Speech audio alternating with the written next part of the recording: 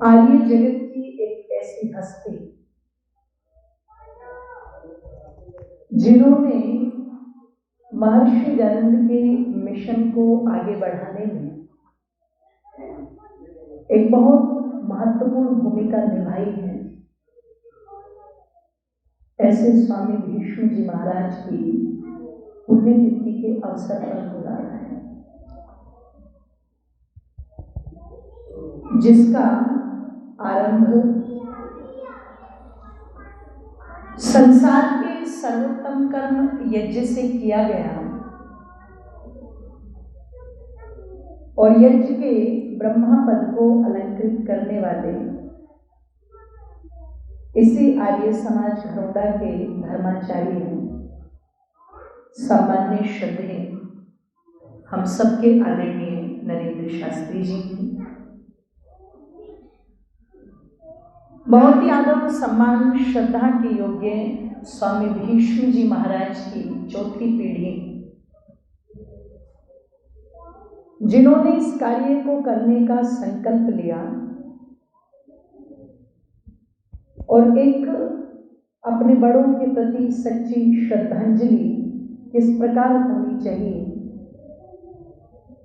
इसकी प्रेरणा बनकर के जिन्होंने इस कार्य को गति दी है, समादरणीय श्रद्धेय आदित्य जी, उनकी माता जी, उनकी पत्नी, बहन, पूरा परिवार यहाँ पर उपस्थित हैं। इस प्रशंसनीय कार्य के लिए मैं पूरे परिवार को अपनी शुभकामनाएं ज्ञापित करती हूँ। बहुत बहुत शुभकामनाएं। स्वामी जी महाराज से ही संबंध रखने वाले आदरणीय श्री बलवान सिंह सोलंकी जी और श्री लाभ सिंह आर्य जी, वो भी यहाँ पर उपस्थित हैं। उनकी भी गरिमामयी उपस्थिति को मैं नमन करती हूँ, प्रणाम करती हूँ। बहुत ही आदर और सम्मान श्रद्धा के योग्य आज विकास गुप्ता जी का परिवार भी अलीपुरा से चल कर के यहाँ पर आया है, उनका भी यहाँ पहुँचने पर स्वागत। मुझसे पूर्व आप लोगों के मध्य में जिन्होंने बहुत सुंदर विचार और मैं समझती हूँ बचपन की वो यादें जो उन्होंने स्वामी जी के साथ में समय व्यतीत किया, उनके दर्शन किए, उस संस्मरण को बड़े प्रेम और स्नेह के साथ में सुना रहे थे अभी अभी आदरणीय हमारे बाबूजी श्री रणधीर शास्त्री जी। बहुत ही आदर और सम्मान श्रद्धा के योग्य आर्य समाज घरोंडा के प्रधान आदरणीय मास्टर जयप्रकाश आर्य जी, बहुत ही आदर और सम्मान श्रद्धा के योग्य आदरणीय हमारे सुभाष राणा जी, और मैं देख रही हूँ कि हमारे समस्त सम्मानित आर्यजन यहाँ पर उपस्थित हैं। आर्य समाज शेखपुरा से चलकर के आदरणीय भ्राता प्रमोद जी और विजेंद्र जी भी यहाँ पर पहुंचे हैं, उनका भी स्वागत, वंदन, अभिनंदन। आदरणीय पीछे बैठे हमारे बाबूजी कुलदीप आर्य जी, वो भी शेखपुरा समाज से चलकर के आए हैं, उनका भी स्वागत। और बहुत ही प्रसन्नता की बात है कि घरोंडा आर्य समाज के अंदर जो बहुत सक्रियता का कार्य निरंतर चल रहा है और दिन प्रतिदिन प्रगति हो रही है। मैं उपस्थित नहीं थी, लेकिन मुझे बड़ा हर्ष और बड़ा गर्व होता है ये कहते हुए, मैं बड़ी शान के साथ ये बताती हूँ बात कि अगर समाज का कार्य किस प्रणाली से चलना चाहिए ये देखना हो तो आप आर्य समाज घरोंडा को आकर के एक बार देखें।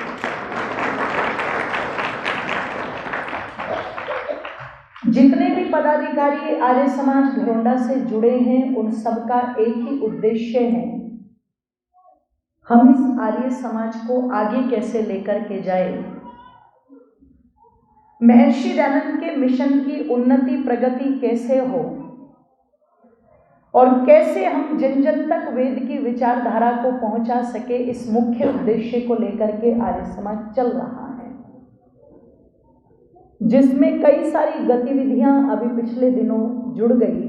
उसमें सबसे महत्वपूर्ण था महिला आर्य समाज का पुनर्गठन। आर्य समाज घरोंडा में महिला आर्य समाज पहले भी रहा है, लेकिन बीच में कुछ व्यवस्थाएं ऐसी होती हैं जो कमजोर पड़ जाती हैं। पुनः उन कमजोर पड़ी अवस्थाओं को जागृत करने का कार्य आर्य समाज घरोंडा के पुरुष पदाधिकारियों ने किया है और पुनः यहाँ पर महिला आर्य समाज की स्थापना की है। एक बार जोरदार तालियां बजा करके स्वागत करें। महिला आर्य समाज घरोंडा में हमारी प्रधाना आदरणीय श्रीमती गीता आर्या जी, मंत्राणी आदरणीय अनुराधा आर्या जी और कोषाध्यक्षा आदरणीय श्रीमती संतोष आर्या जी और हमारे पुरुष समाज के भी कोषाध्यक्ष श्री सुभाष आर्य जी भी हैं। तो मैं महिला आर्य समाज की भी सभी पदाधिकारिणी माताओं को अपनी शुभकामनाएं ज्ञापित करती हूँ। बहुत बहुत शुभकामनाएं। और हमारे प्रधान जी बार बार मुझे कहते रहते हैं कि आपको इसे आगे ले जाना है। मैं समझती हूँ इतनी समझदार हमारी माताएं इस आर्य समाज से जुड़ी हुई हैं, मुझे लगता है वही मुझे आगे लेकर के जाएंगी। तो साथ जुड़ कर के कदम से कदम मिला कर के कार्य करना है और बहुत बड़ा कार्य ऋषि का करना है, क्योंकि महर्षि दयानंद का ऋण मातृशक्ति के ऊपर जितना है, अगर हम कई जन्म भी ले ले तो हम उसे चुका नहीं सकते। माना कि हम उसको बहुत बड़े स्तर पर नहीं कर सकते, पर जितना अपने से बन जाए उतना तो कर सकते हैं ना। उस प्रयास की तरफ बढ़ना है जिसमें जितना मुझसे होगा, चाहे वो समय का सहयोग हो, तन मन धन हर प्रकार से मैं आर्य समाज घरोंडा के लिए समर्पित हूँ। और निश्चित अगर महिला आर्य समाज बना है तो मैं पूरा आश्वासन देती हूँ जितना मुझसे होगा उतना सहयोग में करने का प्रयास करूँगी। ये मेरा पूरा आश्वासन। सभागार में उपस्थित सभी धर्मनिष्ठ महानुभाव, शक्ति स्वरूपा, भक्ति स्वरूपा, वंदनीय मातृशक्ति और मेरे साथ वाद्य यंत्र पर बहुत अच्छी संगति दे रहे भ्राता ब्रजेश आर्य। आइए आप जितने भी यहाँ पर बैठे हैं, मैं समझती हूँ आप में से शायद ही नई पीढ़ी में कोई ऐसा होगा जो स्वामी भीष्म जी महाराज के जीवन से परिचित ना हो। नहीं तो अधिकांश यहाँ पर पुरुष वर्ग और महिला वर्ग वो बैठा हुआ है जो भली भांति जानते हैं कि स्वामी भीष्म जी क्या थे। हो सकता है एक नाम मेरे जहन में रहता और जैसे आर्य समाज का इतिहास पढ़ते समय हम दूसरे सन्यासियों के बारे में सुनते हैं, वैसे ही मैं भी स्वामी भीष्म जी के बारे में सुनती और कहीं पर उनका नाम लेकर के अतिशोक्ति कर लेती कि वो घरोंडा से थे। पर इसका बहुत बड़ा श्रेय, दुर्भाग्य से आज वो हमारे बीच में नहीं है। मैं उस पवित्र दिवंगत आत्मा को याद कर रही हूँ जिन्हें हम शिव कुमार जी के नाम से जानते थे। उन्होंने एडी से चोटी तक का जोर लगाया है और हो सकता है स्वामी भीष्म जी के जीवन काल में जितनी महानता शायद सामान्य व्यक्ति उनकी न जानते हो, उनके उन महान कार्यों को बहुत लोगों तक, बहुत प्रांतों तक, पुस्तकों के माध्यम से, लेखक के माध्यम से, व्हाट्सएप के माध्यम से, फेसबुक के माध्यम से पहुंचाने का काम जो शिव कुमार आर्य जी ने किया था, वास्तव में ऐसा कार्य बहुत कम कर पाते हैं लोग।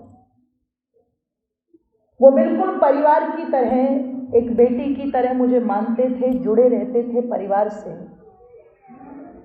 और जब भी उनका आना होता था, जैसे शास्त्री जी ने बताया, कोई इधर उधर की चर्चा नहीं। उनकी गंभीरता, उनका विषय, उनका व्यक्तित्व केवल और केवल इसी विषय पर टिका होता था, हम आर्य समाज को कैसे बढ़ाएं, हम वेद को जन जन तक कैसे पहुंचाएं, हम ऋषियों की विचारधारा को कहां कहां तक पहुंचाएं। जैसे ही मैं यहाँ घरोंडा में आकर के, मेरे पिताजी ने यहाँ पर अपनी रिहाइश बनाई, हम रहने लगे,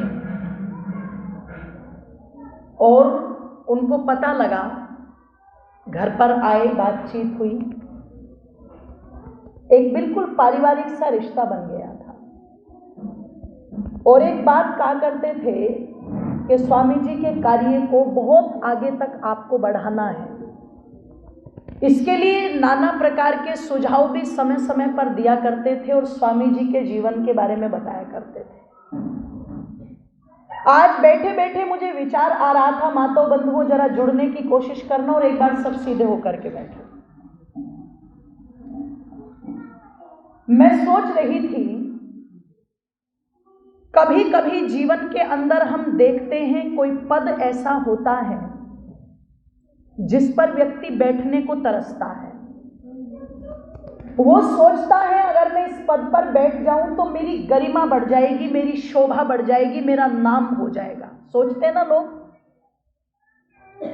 आपने देखा होगा कभी पढ़ने वाले बच्चों की छोटी नौकरी लग गई तो जब वो उस छोटी नौकरी को करना शुरू करते हैं तो माताओं जरा बताना मुझे एक बार, क्या वो छोटी नौकरी वाले पद पर जाकर के मान लीजिए एक कोई प्राइमरी विद्यालय का अध्यापक बन गया तो प्राइमरी विद्यालय का अध्यापक बनकर के वो तैयारी जूनियर की करेगा या फिर उससे सीनियर की करेगा या फिर उससे छोटे की करेगा? बोलो, बड़े की करेगा ना। कॉलेज के अंदर जाए, है ना। निवेदन आप लोगों के मध्य में कर दूं, व्यक्ति सोचता है अगर मैं इस पद पर बैठ जाऊं तो मेरी ज्यादा शोभा बढ़ेगी, मेरा ज्यादा नाम होगा। पर कभी कभी संसार के अंदर ऐसा भी हुआ है, होता भी है और आगे भी होगा कि व्यक्ति अगर पद पर बैठा है तो वहां पर व्यक्ति की शोभा बढ़ती है, लेकिन कभी कभी कुछ व्यक्ति ऐसे होते हैं जो किसी पद पर बैठ जाए, किसी स्थान पर बैठ जाए या किसी विषय पर बैठ जाए तो उनके बैठने भर से उस पद की शोभा बढ़ जाती है, उस स्थान की शोभा बढ़ जाती है, उस विचार की, उस विषय की शोभा बढ़ जाती है। ये जो घरोंडा कोई हिल स्टेशन नहीं है, ध्यान रखना। और भी यहाँ पर कोई ऐसी वस्तु आपको नहीं मिलेगी जिसको आप अपने मेहमान रिश्तेदारों से ये कह सको कि चलो घरोंडा आना, हम तुम्हें वहां लेकर के चलेंगे, वहां घुमाने ले जाएंगे। कोई ऐसा पिकनिक स्पॉट भी नहीं है। अगर सामान्य व्यक्तियों से आप पूछोगे तो शायद उनकी जानकारी में भी केवल इतना रहेगा, हाँ घरोंडा एक स्थान है, नगर पालिका है, करनाल और पानीपत दोनों के बीच में आता है।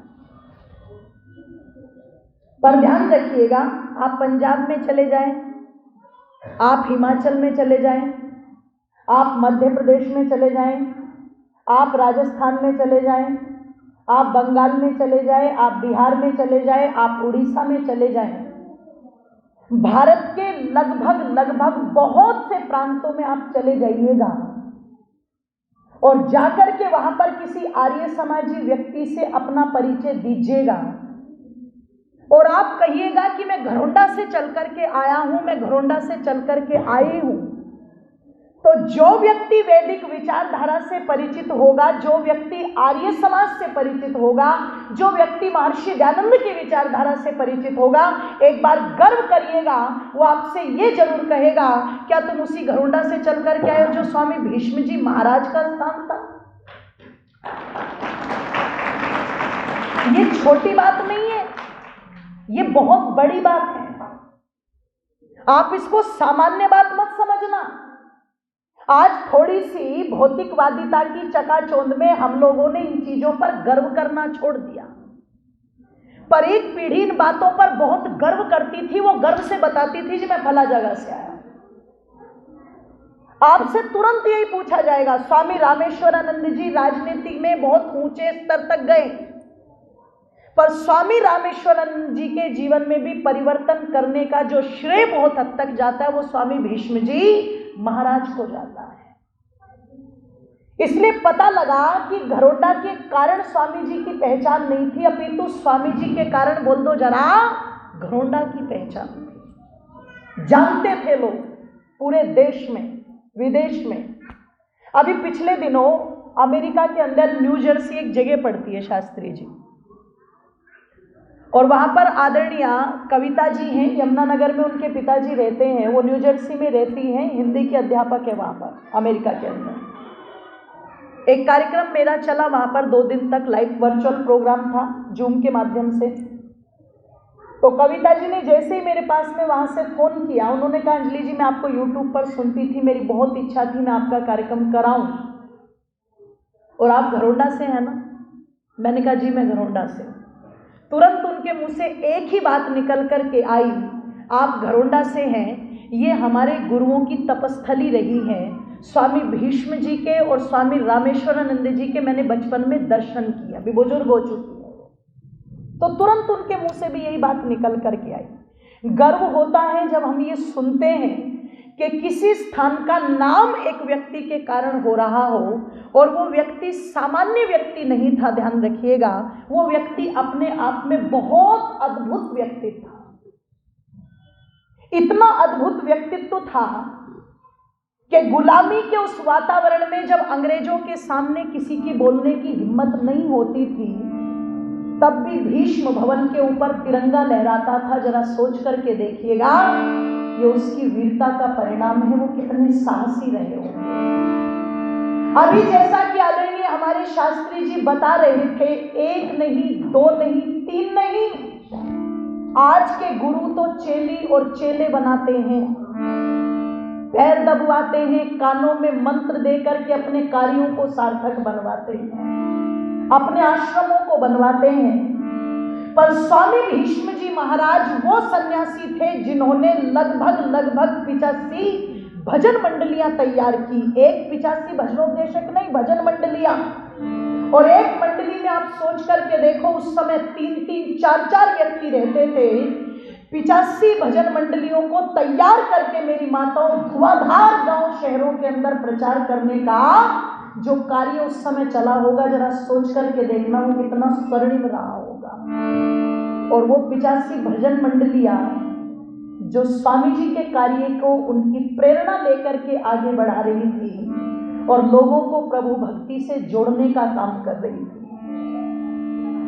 निवेदन कर दूं, वो भजन मंडलियां ही नहीं, अपितु गीत लिखे बहुत बड़े कवि, बहुत उच्च कोटि के कवि गीत लिखा करते थे। और आइए उन्हीं की एक रचना मैं आप लोगों के मध्य में रख करके आगे बढ़ जाती हूँ। क्या लिखा, बड़ा सुंदर सा भजन ईश्वर भक्ति का, कि मुख से ओम शुभ नाम लो और मन विषयों से थाम लो, हाथों से थाम लो, शुभ कर्मों में दान करो। मुख से ओम शुभ नाम लो, मन विषयों से थाम लो, हाथों से थाम लो, शुभ कर्मों में दान करो। शुभ कर्मों में दान करो, शुभ कर्मों